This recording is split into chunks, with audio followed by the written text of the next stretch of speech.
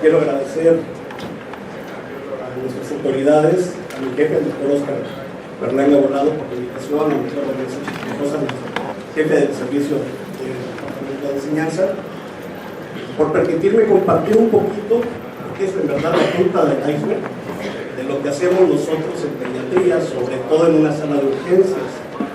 Hablar de una evaluación pediátrica es muy complejo, es muy diferente de una evaluación que normalmente hacemos o una exploración que normalmente hacemos de un paciente cuando lo tenemos enfrente, porque tenemos que hacer una evaluación muy completa, muy compleja. Cuando llevamos la carrera, porque nos enseñaron semiología, nos enseñaron propedéutica, y cómo tenemos que ir abordando cada uno de los sistemas de nuestro organismo para poder llegar a interpretar un diagnóstico y poder dar un manejo. Eso nos lleva mucho tiempo, ¿sí? Y en una sala de urgencias no podemos permitirnos tardarnos tanto tiempo para iniciar un manejo. Uno de los factores que tenemos que reconocer desde un principio,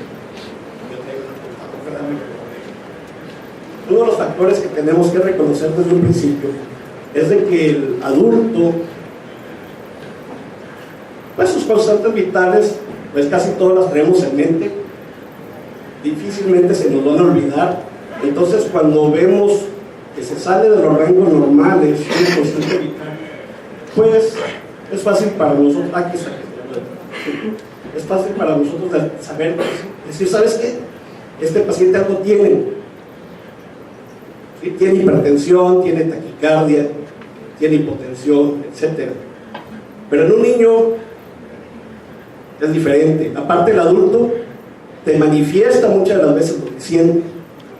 El niño no siempre habla.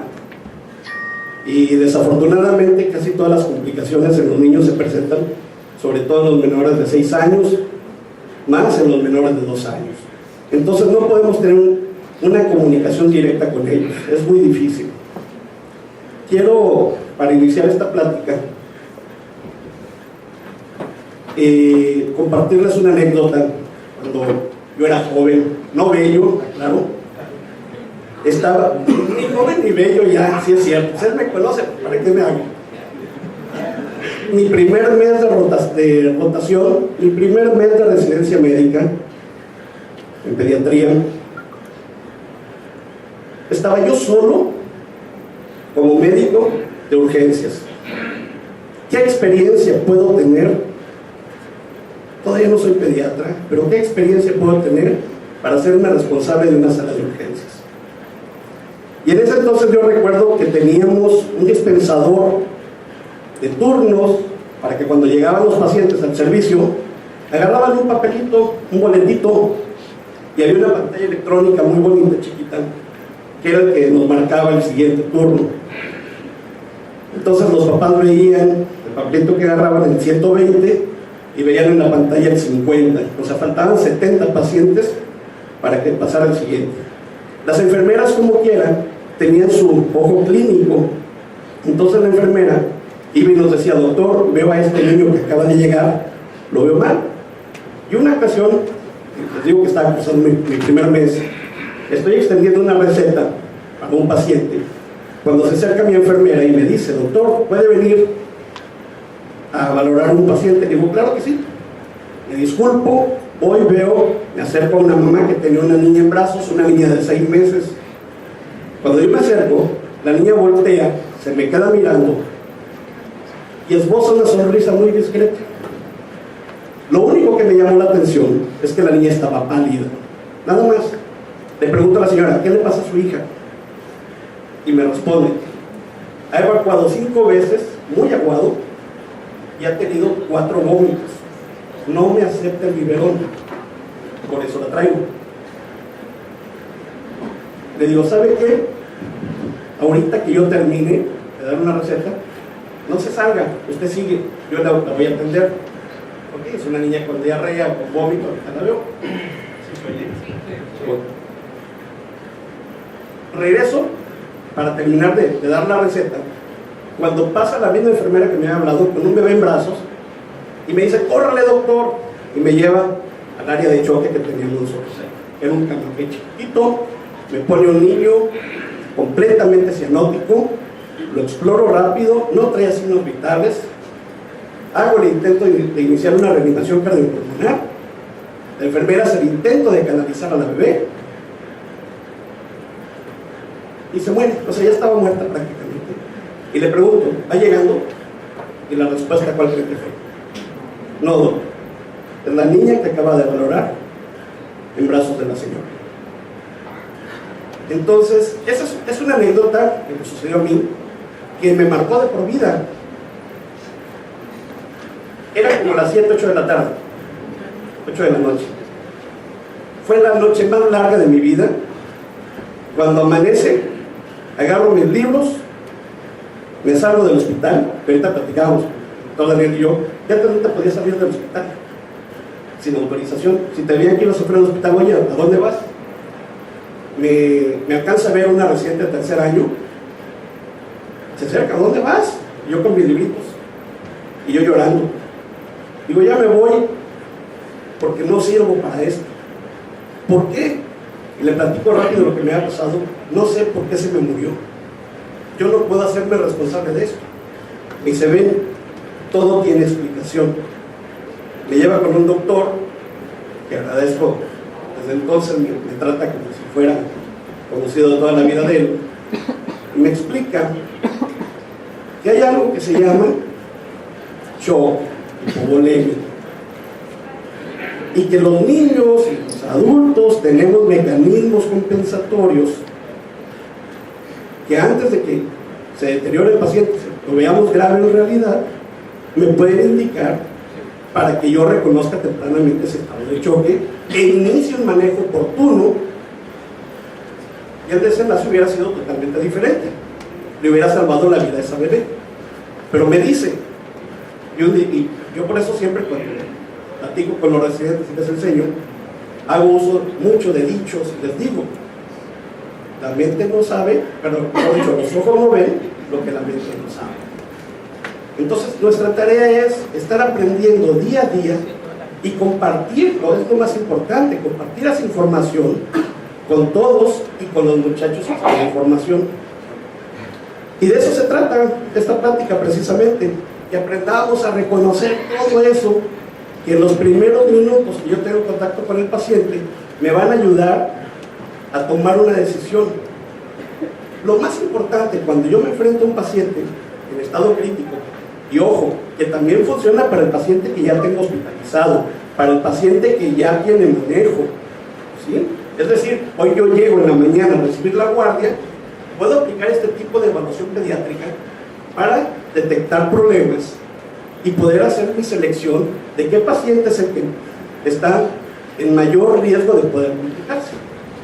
Y de esa manera, pues me voy a abocar a él, no como siempre lo hacemos, primero empezamos por la cama 1 a la cama 10, no, me voy a ir a seleccionar cuál es el paciente que necesita en ese momento de mi atención y de mi manejo. Haciendo un poquito de historia, todo esto que yo les estoy comentando, pues no es privativo de aquí de Tamaulipas, de México, esto era en todo el mundo. Entonces, fíjense, ya para estas fechas, ya había cursos en 1978, ya había cursos de clasificación de pacientes de adultos, de manejo, reanimación cardiopulmonar avanzada en adultos, en trauma en adultos, el famoso TLS también, pero no había nada para niños. La OMS, en la declaración de Alma Ata, no propone, da la indicación de que se priorice la atención primaria de la salud, y con estos lineamientos que implementemos métodos prácticos científicamente sólidos y socialmente aceptables y con tecnología universalmente accesible para todos los individuos, para todas las familias del mundo. Es decir, nos estaban dando la instrucción de que nos pusiéramos a evaluar métodos que ayudaran a brindar una mejor atención. En el 93, en Estados Unidos, el Instituto de Medicina empieza a utilizar equipos y materiales suplementarios, pero adecuados para la atención de las urgencias y emergencias en los niños. Antes los monitores eran monitores para adultos, ¿sí? Si ahora ven los monitores, ustedes los pueden configurar en monitor para neonato, monitor pediátrico y monitor de adulto. Igual, antes un resucitador nada más era para adulto. Ahora los resucitadores ya están adecuados para que podamos reanimar a niños también.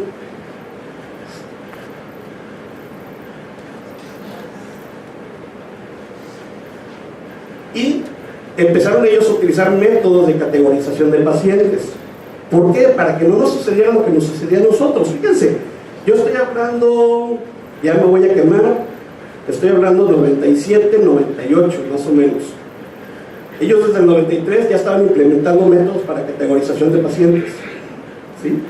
El primer método de categorización de pacientes que utilicé yo fue hasta el 2008. Todo el tiempo que pasó, o sea, todo el tiempo de atraso que teníamos.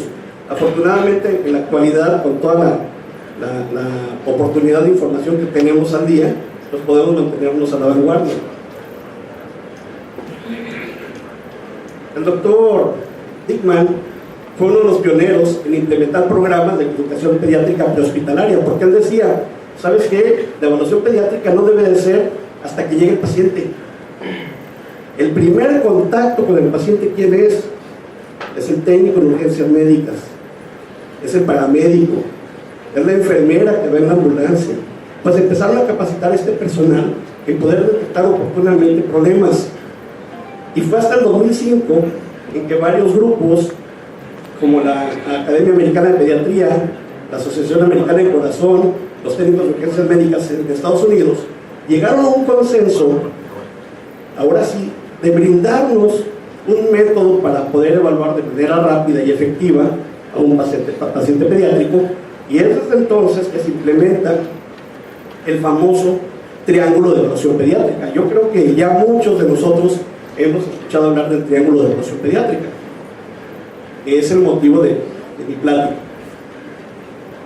Yo les dije en un principio que los niños y los adultos no somos iguales fisiológicamente hablando, y tampoco somos iguales anatómicamente o estructuralmente hablando. Nuestros tamaños, nuestras proporciones, nuestros volúmenes, todo es diferente. Por lo tanto, no debo de pensar en un niño como en un adulto chiquito. Lo tengo que individualizar. Yo ahorita me puedo infartar aquí, súbitamente. Puedo tener un accidente vascular cerebral, puedo tener una crisis hipertensiva, me puedo complicar. El niño es difícil que se pueda complicar así de súbito. Para que un niño se complique y llegue a un paro cardíaco, generalmente lo que estudiaron estos especialistas en todo este tiempo es de que tenía que haber o un problema de vía respiratoria o un problema del sistema circulatorio o un problema del sistema nervioso central, que si no lo detectábamos a tiempo se iba a complicar, pasando por todos los grados de severidad, ¿sí? Por ejemplo, en vía respiratoria nos decían, te puede llegar al principio con dificultad respiratoria. Si no lo atiendes o no lo detectas, va a evolucionar insuficiencia respiratoria. Si no lo atiendes o no lo detectas, insuficiencia cardiopulmonar y paro cardíaco. Nada más con problema respiratorio. En problema circulatorio igual, te puede llegar en estado de choque. Y ellos le dicen, nada más hay choque compensado y choque descompensado. Y ahorita vamos a ver los tipos de choque rápido. Y también te va a llevar a insuficiencia cardiopulmonar y paro cardíaco. Si te llega con un problema neurológico, también, aunque al principio estés respirando bien, no tenga problema respiratorio ni problema hemodinámico, si no lo manejamos a tiempo, va a llegar el momento en que también va a presentar insuficiencia cardiopulmonar y va a morir. Por eso dijeron, no es tan importante llegar a un diagnóstico definitivo. En la evaluación pediátrica lo que más interesa en los primeros minutos de contacto con el paciente es llegar a una impresión inicial, es decir, ¿cuál es el problema? ¿O es respiratorio, hemodinámico o neurológico?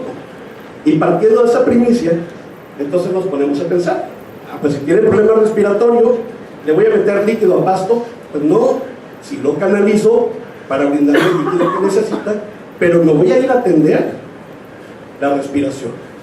Igual, si es un problema circulatorio, ¿Le voy a meter oxígeno a pasto? No, le voy a brindar el oxígeno necesario, pero me voy a ir a atender el problema circulatorio. Es decir, mi objetivo es lograr un equilibrio de los sistemas principales que van a mantener mi homeostasis, que son el respiratorio, el circulatorio y el neurológico. Y una vez que yo ya estabilicé a mi paciente, ahora sí me voy a dar la oportunidad de seguir con mi evaluación pediátrica completa para llegar a un diagnóstico.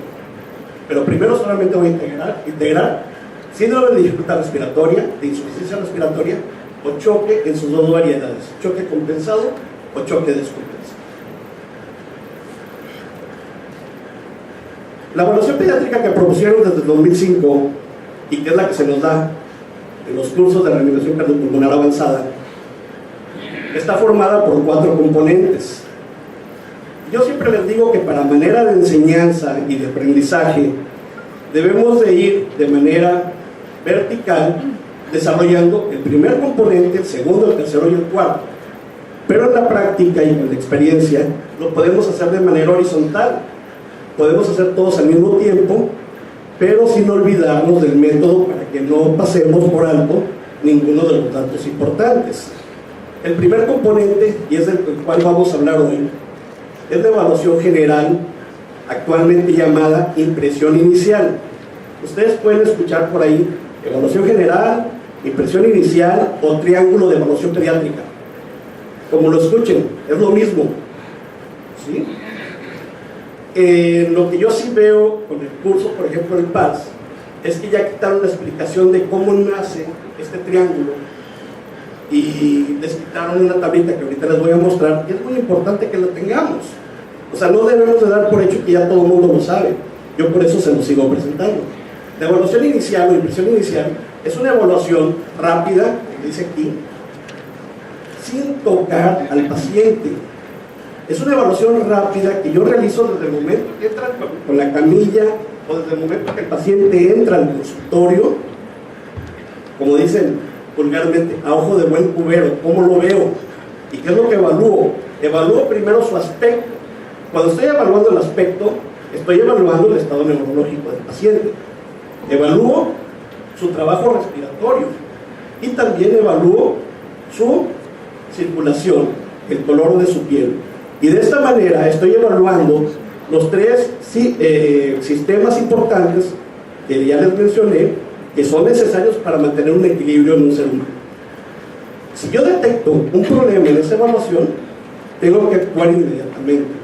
Entonces, fíjense, les estoy hablando de 15 segundos, que va de media hora a 1 hora que nos tardábamos en hacer toda una evaluación y revisar y preguntarle a la mamá y demás para poder actuar. Ahora ya podemos, en los primeros 15 segundos, no me importa por qué llegó, yo ya lo evalué. El evaluarlo me permite categorizarlo. Y ahorita les voy a enseñar cómo lo vamos a categorizar.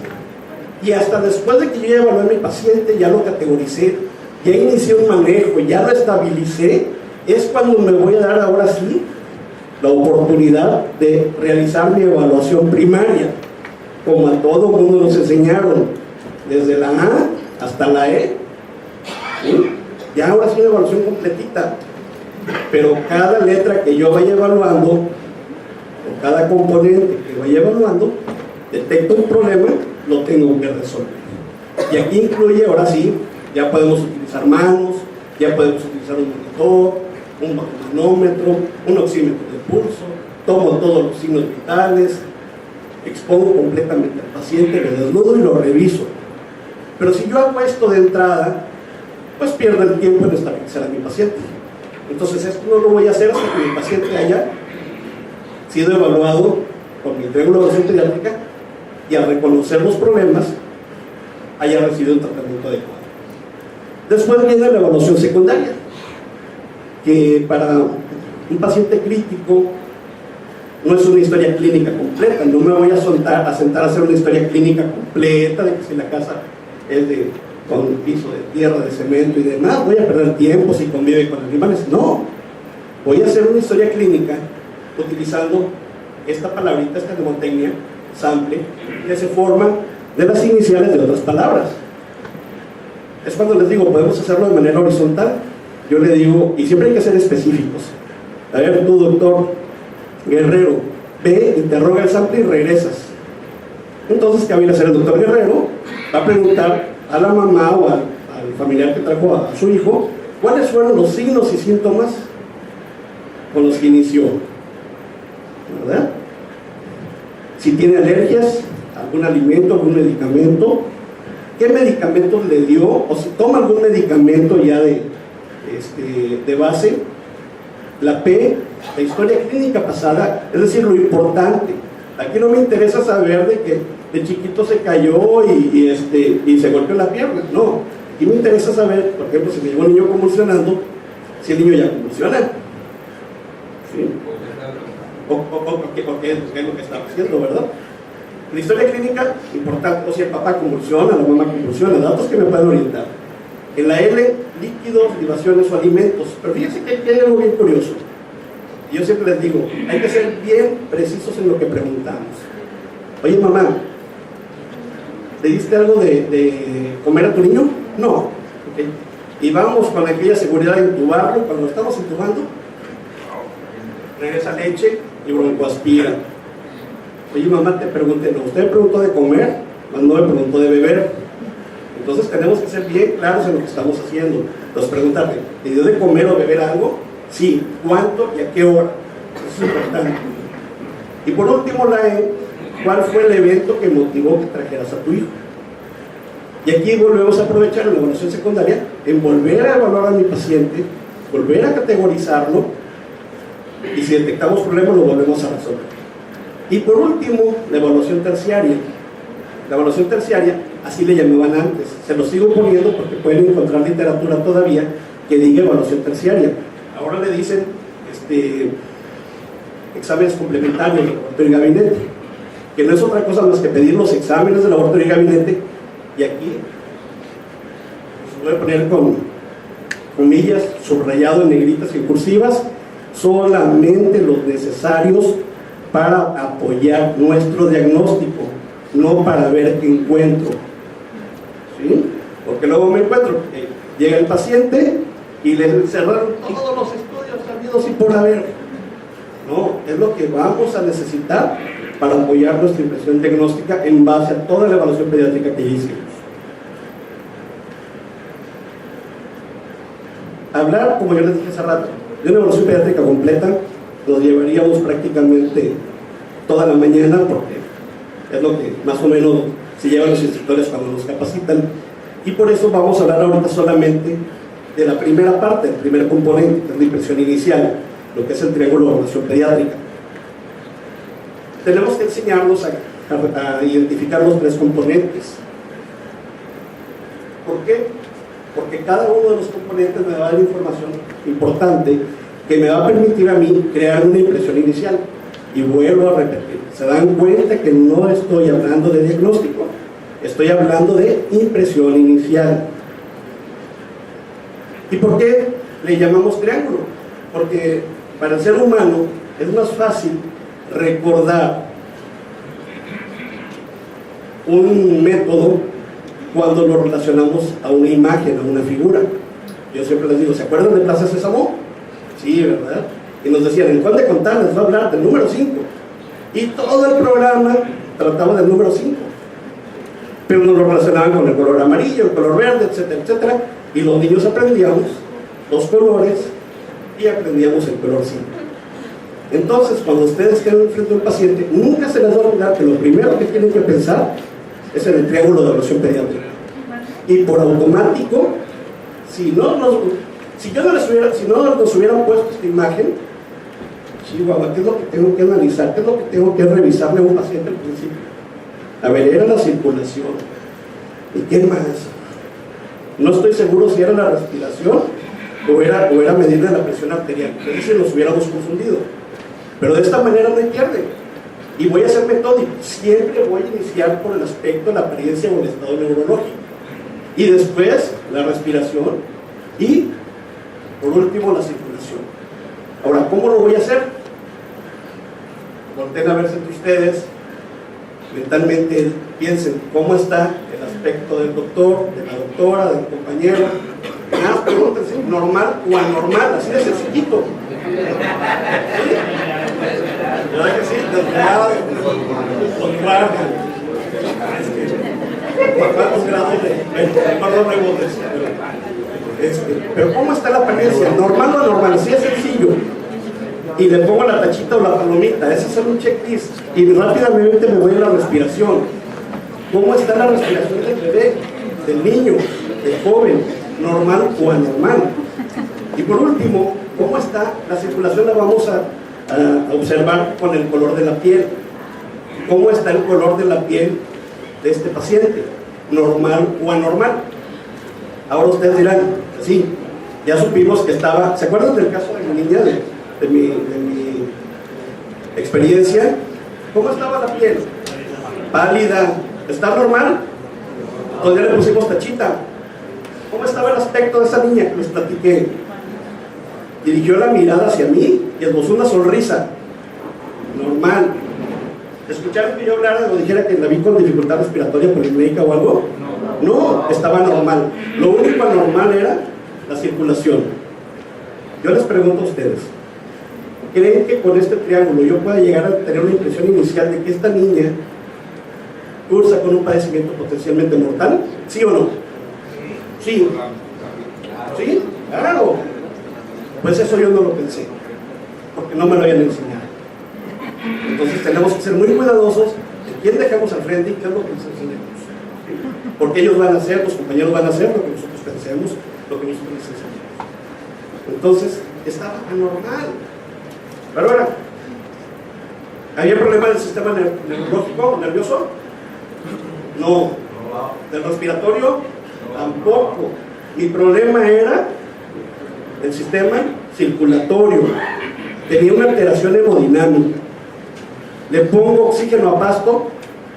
No, lo necesario nada más para mantener mis objetivos. ¿Lo canalizo? Sí. ¿Lo intubo? Todavía no. ¿Le manejo líquido a pasto? Sí, claro que ya sabemos fórmulas, sabemos cantidades. Es decir, el manejo que yo tengo que iniciar después de esos 15 segundos de que tuve el primer contacto con el paciente es un manejo agresivo para corregir esta alteración hemodinámica y no perder el tiempo con que, a ver, vamos a desnudarlo, a ver cómo está, con el encuentro y demás. Yo tengo que actuar en consecuencia. Lo categoricé como potencialmente mortal. El siguiente paso es decidir un plan de acción, llevarlo a cabo y después volver a evaluar. Que nunca se nos olvide ese ciclo. Así como las enfermedades y los padecimientos tienen un ciclo vicioso y que es una bola de nieve, entre más vueltas más grande se va haciendo un padecimiento, más se va complicando. Nuestra atención debe ser un círculo virtuoso. Entre cada vez que yo lo evalúe, lo tengo que mejorar más de lo que tenía, hasta que lo lleve a un estado de normalidad. Yo no me debo de despegar de este paciente, porque luego, yo creo que no pasa aquí, ni en los hospitales de México, pero hay un paciente chocado, dice el médico, pásale 600 mililitros de solución fisiológica a chorro, y el médico se va, ¿sí? Y eso es bien común, y la indicación incluso escrita en el expediente dice 600 mililitros de solución fisiológica al 0.9% a chorro, y todavía se sigue viendo. Cuando el médico se acuerda que tiene a su paciente en la sala de urgencias, regresa, oye, ¿qué pasó? ¿Por qué se ve tan mal? Oye, ¿y el líquido que tiene que le pasaras? Puede suceder varias cosas. Estaba tan colapsado que ni lo pudieron canalizar, porque ni siquiera me cercioré si lo canalizaron o no, o si lo canalizaron no pasaba por el mismo colapso que tenía. Entonces ahí están las enfermeras apretando la bolsa, poniéndole el manguito, si no han visto, poniéndole el manguito del Bauma para apretar la bolsita para que pase más rápido, le ponen la agujita porque le echan la culpa al equipo que no sirve y demás. No, el que está mal es el paciente, ¿sí? y el médico no tuvo la precaución de supervisar la indicación. Y por ahí hay otro dicho que dice, orden dada no supervisada se la lleva el rancho de, ya se me olvida, entonces, de la chispa. Entonces tenemos que supervisar nuestro manejo, no nos podemos ir. Ahora yo pregunto, en este momento que tengo este paciente, ¿cuál es el paciente más grave de todo el hospital? Porque el que esté internado, aunque esté grave, ya tiene manejo, ¿sí? Ya tiene un médico que lo está vigilando, en teoría, ¿verdad? Ya debemos estar pendientes de nuestro paciente y le pasamos a visitar. Pero este paciente que va llegando es el más grave, el más delicado, entonces me debo de quedar con él. También puede pasar otra.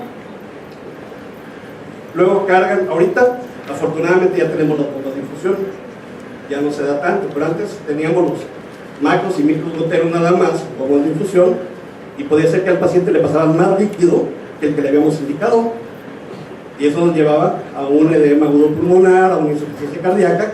Oye, ¿por qué no mejora el paciente? Pues porque le pasamos líquido de más. Entonces tenemos que evaluar, y después de cada evaluación tenemos que, de cada acción, tenemos que volver a evaluar. Fíjense, de la apariencia, si yo me detengo a analizar, a pensar, a ver, porque esto es lo que en verdad estamos observando cuando vemos el aspecto, la apariencia del niño, si está consciente, si está somnoliento, si está hiperactivo, hipoactivo, cómo está su tono muscular, si está flácido, si está hipertónico, si tiene movimientos o no, si el niño interactúa con nosotros, con los papás. El niño está muy irritable, pero el momento que lo carga el papá se consuela, es decir, tiene el síndrome de bata blanca, se puso irritable porque yo lo estaba tocando, pero lo toca la mamá, el papá se queda tranquilo, o no se queda tranquilo ni con los papás. Su mirada la dirige, como en el caso de la niña que les comenté, o tiene la mirada perdida, o simplemente está inconsciente. Si el niño ya habla, si tú hablas es coherente o es incoherente. Si llora, ¿alguien ha escuchado el llanto característico del niño con meningitis, del bebé con meningitis? Es un llanto muy metálico, un llanto que taladra los oídos, y que uno lo escucha y dice, esto no es normal. No estás viendo al paciente, lo estás escuchando, que viene por el pasillo y dices, esto no es normal. Así como cuando escuchamos la tos traqueal del paciente con croup, igual, lo escuchas y tú ya sabes, es un croup, hasta demostrar lo contrario, ¿verdad? Entonces tenemos que poner atención, pero si yo lo desgloso tal cual, también pierdo mucho tiempo. Entonces nada más es decir, está normal o anormal. ¿Qué necesita un ser humano para que su sistema nervioso trabaje bien? 1, que estructural y anatómicamente esté íntegro. 2, que tenga suficiente aporte de sangre. 3, que tenga suficiente aporte de oxígeno. 4, que reciba suficiente aporte de glucosa, su energía. 5, que no esté bajo los efectos de medicamentos ni de sustancias que lo puedan deprimir o hiperexcitar. Y por último, que no esté bajo los efectos tampoco del padecimiento. El que quieran, viral, bacteriano, el que quieran. ¿Sí? Entonces, si yo tengo a un niño con una apariencia normal, quiere decir que le puse palomita mentalmente a todos esos componentes de mi evaluación neurológica. Ya cuando el paciente está estable, ya voy a ir a revisar pupilas, ya voy a ir a revisar fondo de ojos, cara de coma de plasma o demás. Pero de entrada nada más es cómo está, normal o anormal. ¿Sí? Pero si está anormal, quiere decir que se afectó uno de esos componentes. El niño que se cayó del carrito del mandado, que es bien común, pues tengo que sospechar que estructuralmente no está íntegro. Puede ser desde un edema, un hematoma de cualquier tipo, ¿sí? Hasta una lesión notable. A veces encontramos fracturas hundidas con lesión del tejido cerebral y demás. Entonces nada más, en el momento que llega, ¿cómo está su aspecto? No es un video, es una imagen fija, pero nada más, díganme ustedes, ¿cómo ven el aspecto? ¿Normal o anormal? ¿Cómo? Anormal. O sea, ya el doctor ya le empezó a ver otras cosas, ¿sí? Pero no nos debemos detener a buscar todo, nada más a ojo de buen cubero, ¿cómo lo veo? Anormal. Hasta ahí, ya le pusimos la tachita, ¿sí? ¿Es potencialmente mortal? Algo que no les dije, si su triángulo de evaluación pediátrica, sus 3 componentes tienen palomita, lo vamos a categorizar y pasar la diapositiva rápido como un padecimiento no potencialmente mortal. Pero eso no significa que me voy a confiar, tengo que volver a reevaluar después, porque ese paciente, y ya si hablamos de códigos de colores del triage, que eso sería motivo de otra plática, estaría en código azul a lo mejor. Es un niño que trae un problemita de vías respiratorias superiores, que no me está dando ni siquiera dificultad respiratoria, o una gastroenteritis que no me está dando ningún problema hemodinámico. Pues es un niño que tiene un padecimiento no potencialmente mortal y que bien se puede atender en un centro de salud en un primer nivel o en la consulta externa o por médico general. La respiración, les dije, no vamos a utilizar el estetoscopio, es lo que observamos, cómo vemos que respira mi niño, ¿sí? ¿Qué escuchamos también? ¿Han visto a los niños asmáticos cómo adoptan posiciones especiales para poder respirar? Hasta levantan la cabecita así, como si esto fuera a hacer que metieran más aire, y empezamos a escuchar ese tipo de ruidos, ¿sí? Y ya cuando, les digo en otra plática, si hablamos de evaluación pediátrica completa, podemos con el puro ruido sospechar qué padecimiento tiene o qué problema tiene el paciente. No es por mencionarles algo. Si nosotros escuchamos un estridor inspiratorio cuando meto el aire, lo más seguro es que tiene una obstrucción de vía aérea superior. Nada más con eso. Si escucho una sibilancia cuando saca el aire, lo más seguro es que tenga una obstrucción de vía aérea inferior. Entonces mi manejo va a ser totalmente diferente uno del otro. Yo tuve una experiencia hace como medio año. Me hablan para evaluar a un niño, y desde que me hablan por teléfono me dicen: doctor, venga rápido porque llegó un niño con un cuerpo extraño en vía aérea. Cuando yo llego a la escena donde está el niño está acostado, aspecto normal, respiración normal, y lo único que me llamó la atención es que la circulación estaba rojo, estaba bien rubicundo, como si se hubiera salido al sol a solearse y acababa de entrar bien coloradito el niño. ¿Tenía problema respiratorio? No. Entonces tenía cuerpo extraño. Lo más seguro era que no, ¿sí?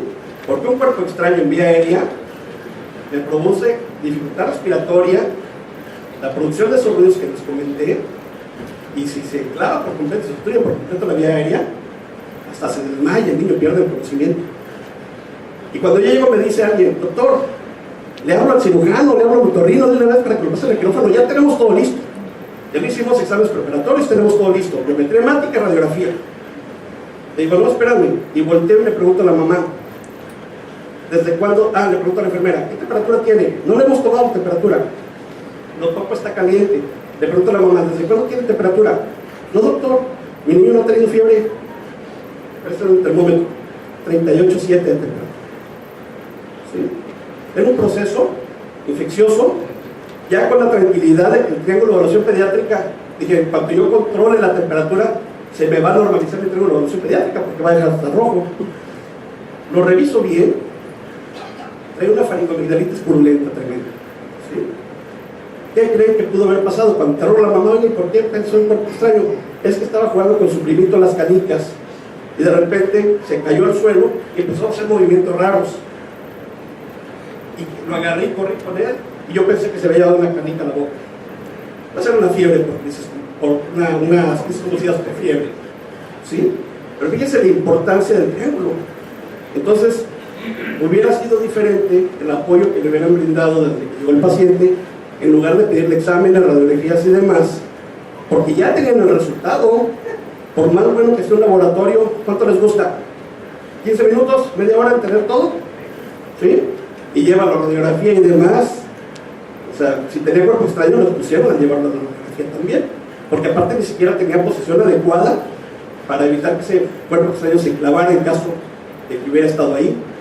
Y yo les dije: si se equivocan, equivóquense, pero bien, pónganle posición y todo el manejo para un cuerpo extraño. Entonces, desde que llega vemos movimientos anormales en el tórax, vemos cómo se hunde la piel entre las costillas, tenemos métodos de evaluación para categorizar la severidad de la dificultad respiratoria, pero todo eso lo hacemos hasta después. En ese momento simplemente, ¿cómo está la respiración? ¿Normal o anormal? ¿Qué ven en este niño?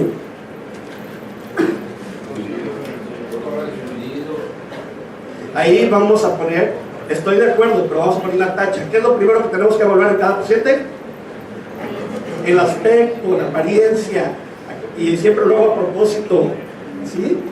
¿Por qué? Porque el niño que yo veo siempre tengo que empezar por la apariencia, aunque yo ya esté hablando de respiración ahorita.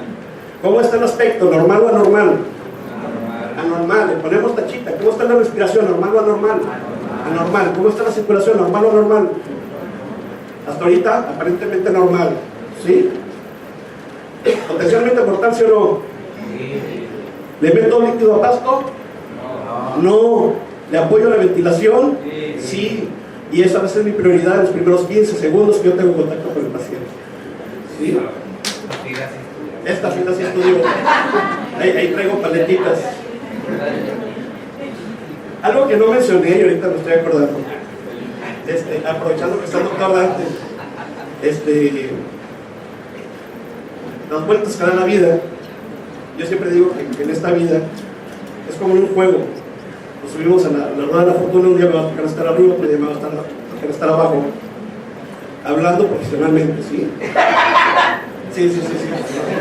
No, quiero que después venga a salir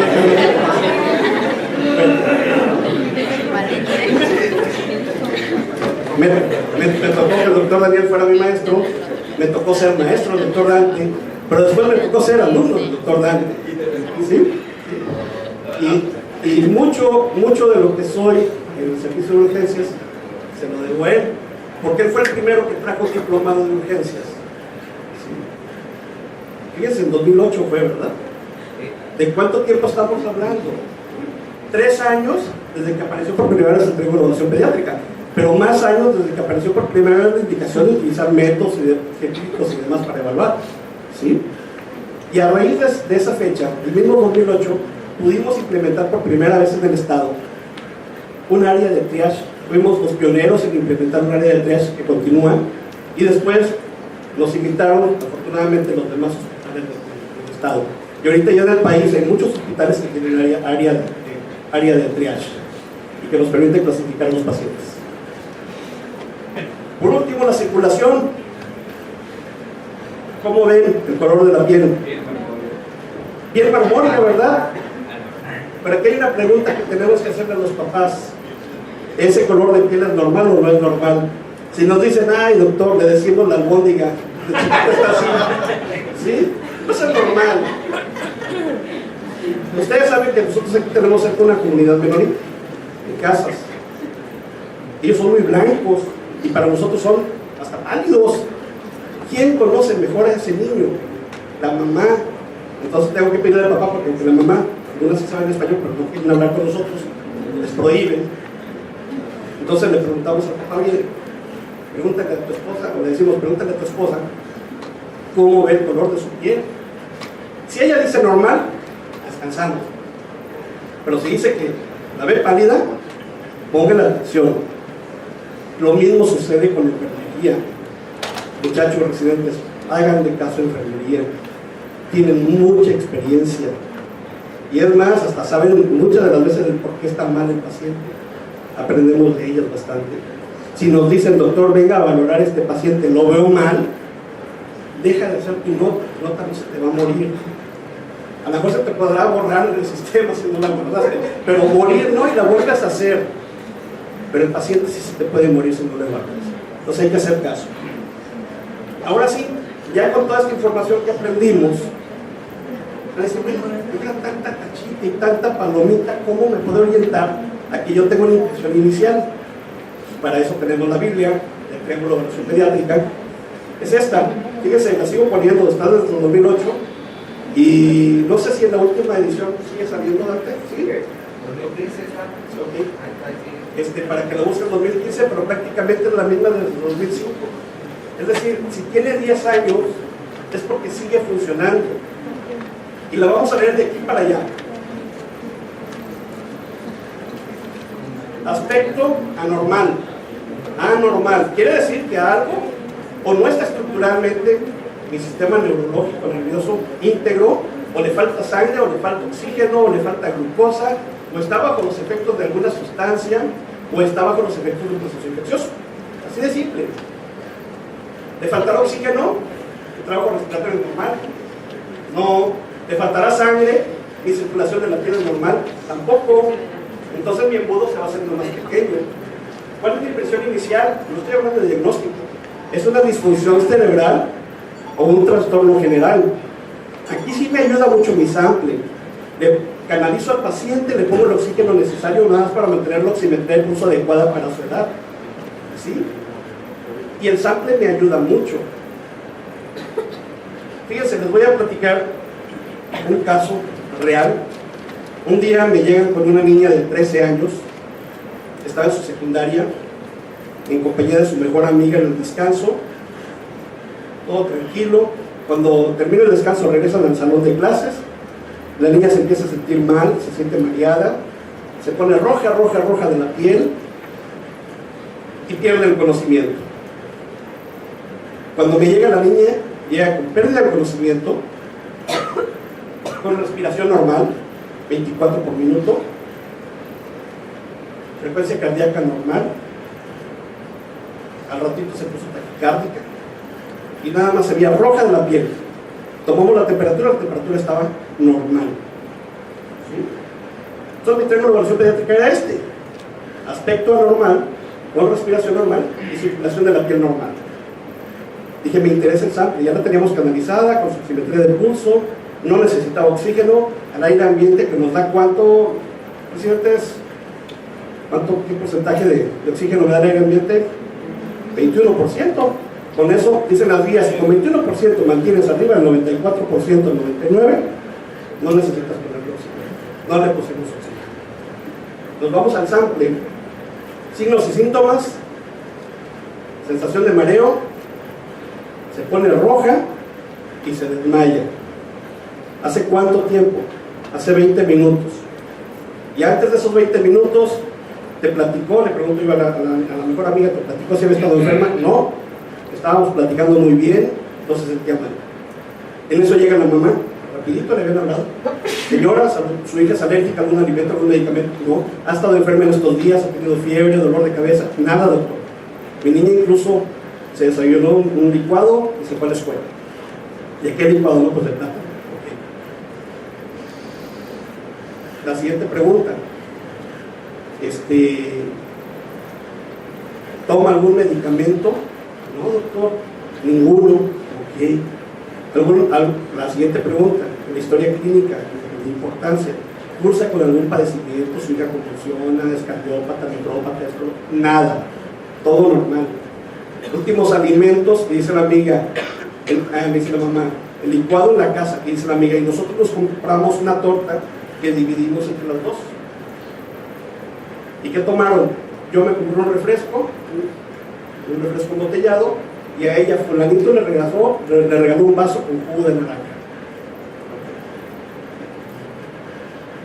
¿A qué horas fue? Hace 20 minutos, a la hora del descanso. ¿Y qué pasó después? El evento pues, se puso así mal, por eso lo trajimos. ¿Qué información les da el sample de evaluación secundaria? ¿Qué les llamó la atención? El alimento. Hubo diferencia, el jugo de naranja.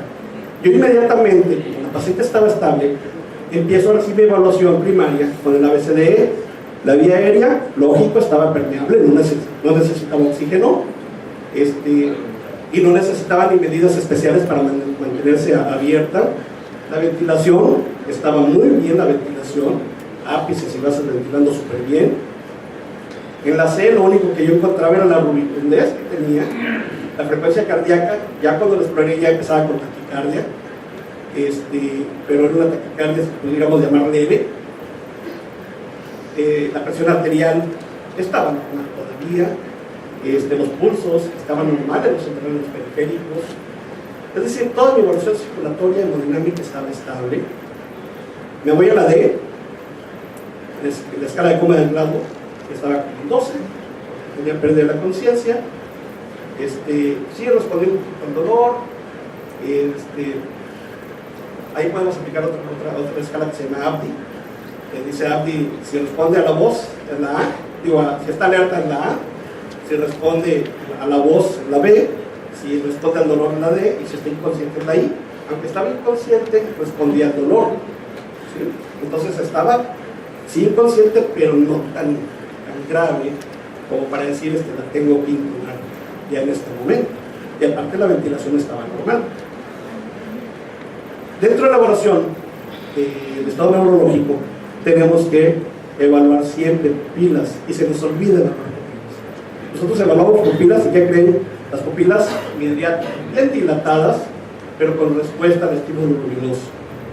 Con eso descartamos una alteración estructural o un edema cerebral o una hipertensión intracraniana. Entonces, si ya fuimos poniéndole tachita a todo lo que fuimos evaluando, de que no era probablemente la causa, ¿cuál nos quedaba? Hipoglicemia. A ver, toman el estrostes, normal. Y aparte había desayunado un licuado, se había comido una torta y un vaso de jugo, normal. No había datos de proceso infeccioso ni de lesión cerebral. ¿Cuál me queda? Intoxicación. Y pensando mal de que tomó el juguito y le pasó esto, pedimos el antidoping y positivo a anfetaminas. ¿Sí? Hicimos un lavado gástrico, hicimos lo correcto y al día siguiente la niña tranquilamente, después de 24 horas, se pudo ir a su casa. ¿Y qué creen? Y al día siguiente de la misma escuela, otra niña igual. Nosotros desde el primer caso, todos los médicos estamos obligados a dar aviso a las autoridades. Desde el primer caso reportamos al Ministerio Público. Cuando nos llega el segundo caso, nos retroalimentan y nos dicen, detuvimos fuera de la escuela un grupo de jóvenes que estaban regalando el jugo. Ya saben con qué intenciones, ¿verdad? Generar clientes. Entonces, ¿cómo esta evaluación es bien importante? Otro caso en este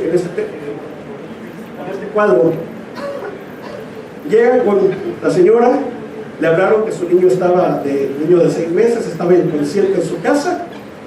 Llega, lo agarra y nos lo entrega. Igual, inconsciente, respiración normal, circulación normal. Interrogamos todo, no había estado enfermo, no había tenido fiebre, el niño había estado comiendo bien, todo bien.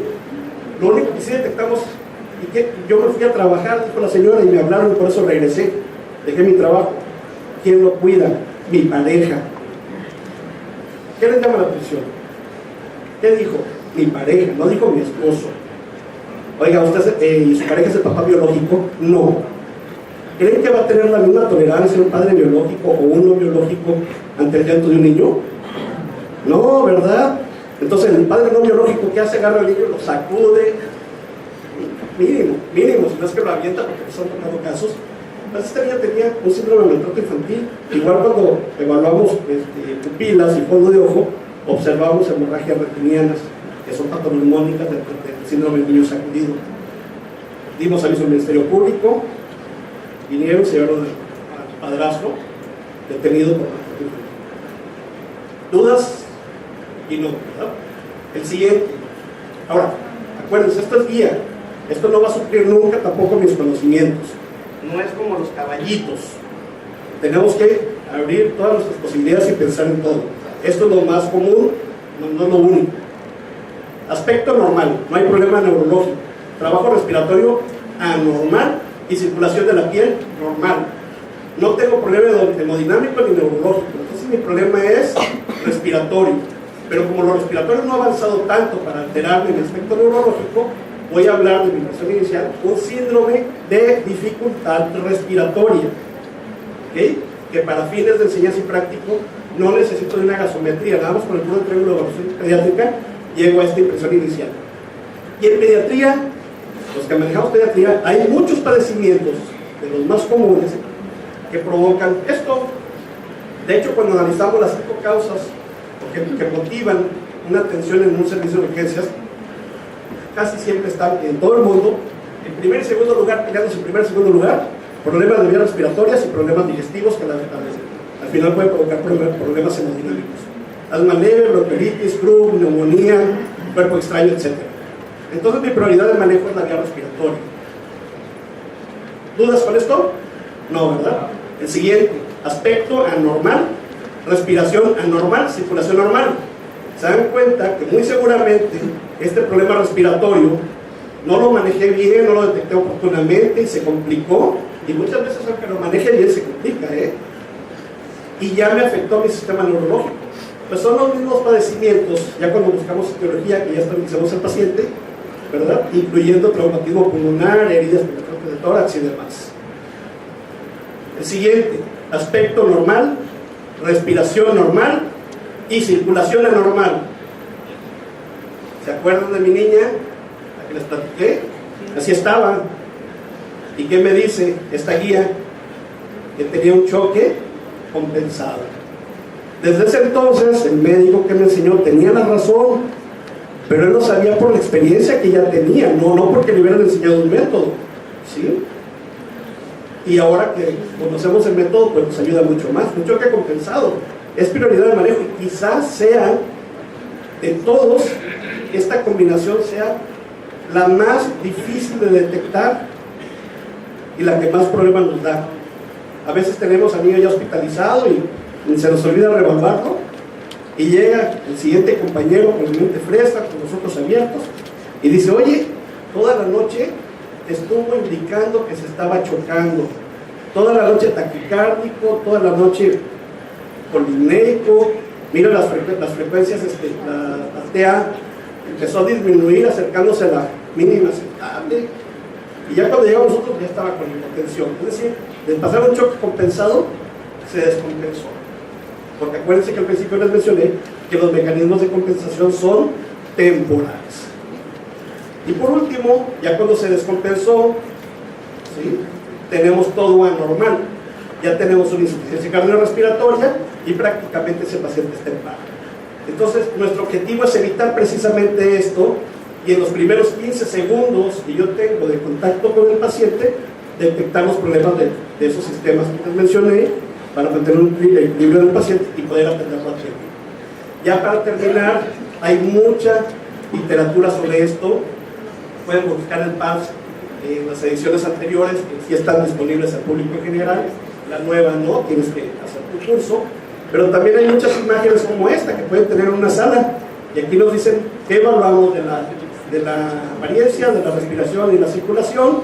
Nos ponen los ejemplos, y también está la tabla que ya nos pone la Biblia, esa que acabamos de ver aquí, para orientarnos a integrar una impresión inicial. Y también tenemos incluso las sugerencias de manejo prioritario para cada uno de esos problemas, ¿sí? Y ya está excelente. Entonces, aparte que lo traigo aquí, lo puedo tener pegado aquí en la pared para que yo me esté guiando, porque a veces con la presión de los familiares, la presión de la sala, porque hay muchos pacientes, la gravedad del niño que me llegó, mi mente me puede traicionar y se me puede olvidar un paso. Pero si yo rápidamente volteo, pues ya voy a tener mi herramienta que me va a apoyar. ¿Dudas? Y les digo, en la puntita del iceberg hay mucho que hablar de evaluación pediátrica, pero con que se queden con esto, yo creo que es más que suficiente. Si a mí me hubieran dado esta explicación al principio, quizás esa niña viviría, ¿verdad? Pero nos toca aprender. Sufrí mucho, yo iba a dejar mi carrera. Agradezco a la doctora y a Dios que me puso en medio, que no me dejó, ¿verdad?, que suspendiera mi carrera y que nos permita estar enseñándoles esto a ustedes. Muchas gracias.